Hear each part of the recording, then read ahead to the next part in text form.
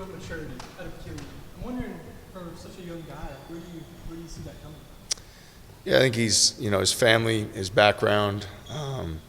I think being international and some of the experiences he's had certainly have helped. He's been away from home a lot at a younger age. Certainly last year, being in prep school at Brewster Academy, having that year also is helpful because you have all those experiences and you know how you need to conduct yourself, how you need to carry yourself away from home, do your own laundry, get to bed at a certain time, all those things. So his maturity is off the charts. I mean, you see how he carries himself on the court like an older veteran player, but that's what he does, 24 hours a day. That's who he is and what he does every day. How has Joshua continued to impress you, as it seems like he's an automatic 18 points a game, the assists, the rebounds? We've seen it throughout his career here, but just what types of levels has he added as he gets ready to go home for this tournament? Well, more than even the basketball component, it's the leadership piece of setting the tone for our team, being an aggressor, making sure that every single day at practice and every time out that we're production driven. And last year, I think there would have been times with Joshua in some of the games early in the season where maybe his focus wasn't as great as it's been, and he's been in a tremendous spot. To me, I'm always gauging with him the rebounding numbers, especially going to the offensive glass, to the level of aggressiveness he's bringing to the game. But obviously his playmaking is tremendous. His IQ, his ability to make plays for his teammates, to get us in the paint, to create an advantage. And then defensively, his versatility and ability to finish plays on the glass is great. So I think it really comes down to him being production driven, every possession, every time he takes the court, because we see his gifts and we see how much he can impact winning offensively and defensively. And so it's a high standard for him to uphold, but we need him to uphold it every single time out. With Joshua, how do you describe his leadership style? Is there like a hidden vocal element that we just don't get to see when he's in front of the mic, or is he a lead by example guy? Yeah, I think the example is certainly the first part for Joshua, because when you show guys that you're going to pressure the ball, that you're going to be on the glass, we talk a lot offensively, get the ball in the paint and make the right play, and you're committed to doing those things. I think that's the most powerful form of leadership, is example. And then guys respect his voice. They know what he's accomplished throughout his career. They know what his goals are for our team this season and what he's looking to do. They see his intent every day. So when he picks his spots to be vocal, he can be very impactful because of, they see his actions aligning that way. This event is obviously kind of taking over this week. What's it mean for you and your program to be involved with it?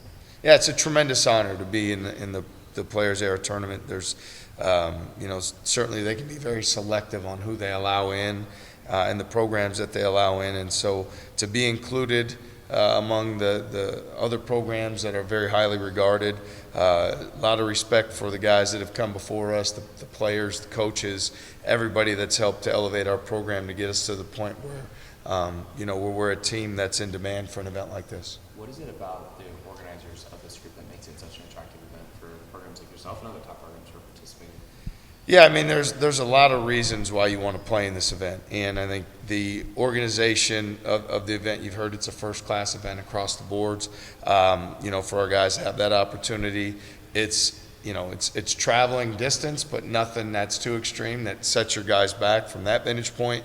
Certainly, there's a financial component that's beneficial, for our program, for our athletics department, and then just the ability to play the best teams on national television and test yourself early in the season.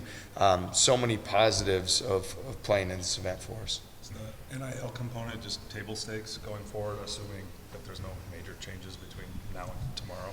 Yeah, that's a great question. I don't know in terms of how things continue to move forward, what the rules are, or how they continue to evolve. I know we're going to follow the rules. We're going to do things by the book, and I know we also have an athletics director who is pretty good over time with figuring out how to do the best thing, for our program and for our department. So we'll just continue to take it as it comes. I know as much as, people have talked about how much is changing and everything that is going on in college athletics. I'd like to think that there's been a consistency to our program and how it's looked and how the players we've had, the character of the guys, and how we've done things. So whatever those rules are and however NIL continues to evolve, we'll take it as it comes and act in the best interest of our program. What have you seen from St. John's so far on tape? Yeah, I mean, certainly they're a very gifted team in terms of ability of, players to be able to make plays. Ejiofor at the 5 is a tremendous matchup challenge, a guy that can play away from the goal, can make plays, tremendous offensive rebounder. He's extremely gifted. They've got Bryce Hopkins is an elite scoring mismatch player, and then they've got tremendous size at the guard positions, guys like Sonnen and Ian Jackson and others. So, they're a very gifted team. They're a team that, they play with some great pace, great energy, and certainly they have, one of the coaches that's regarded as one of the best of all time. So just a very high-quality program. And what about the Creighton matchup? Yeah, I'm not interested in that right now. I should have seen that coming.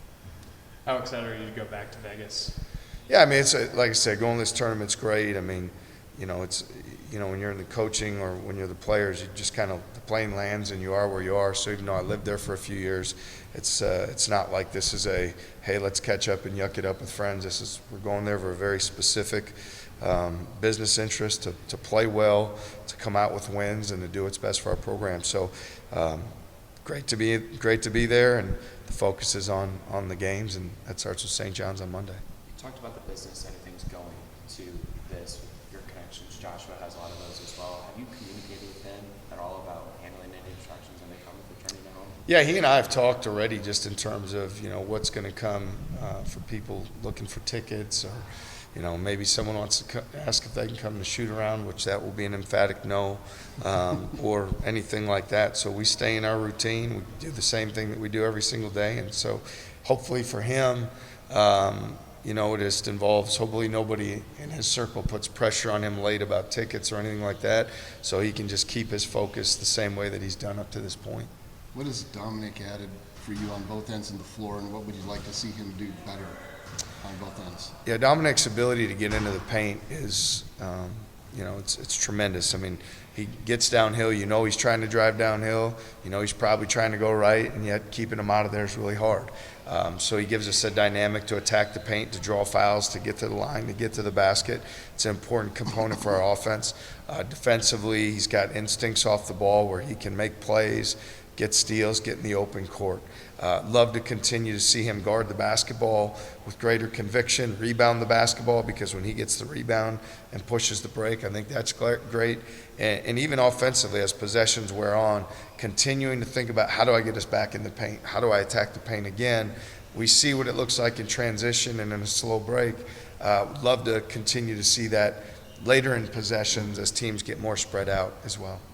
Where do you guys feel like you're at with Dominic's, shooting from the free throw line and from the field? Yeah, I mean, love to see him, convert more at the foul line for sure. It's something that he works on, and because he gets there at such a high regularity, that's going to be an important factor. And to me, everybody's got to figure out how to be efficient. What are the shots for each individual to be efficient? His responsibility or role for our team is get us to the basket, get us in the paint, put pressure on that defense, and then when that happens, make the right play that shows up. And so I'm confident he'll perform better in terms of getting to the foul line and converting there. He works on it every day. We see him do it every day, so we'll believe that that's what will happen in the games. Both Eric Mulder and Doc Veda seem to be kind of battling it out for that backup 5 spot. How do you determine which matchups and which situations are right for each player? Yeah, more so. I'm looking at energy they bring to practice. I'm not as much one of a, scheme in the game, more so of the habits you build every single day. And so it's challenging those guys to bring tremendous effort and energy.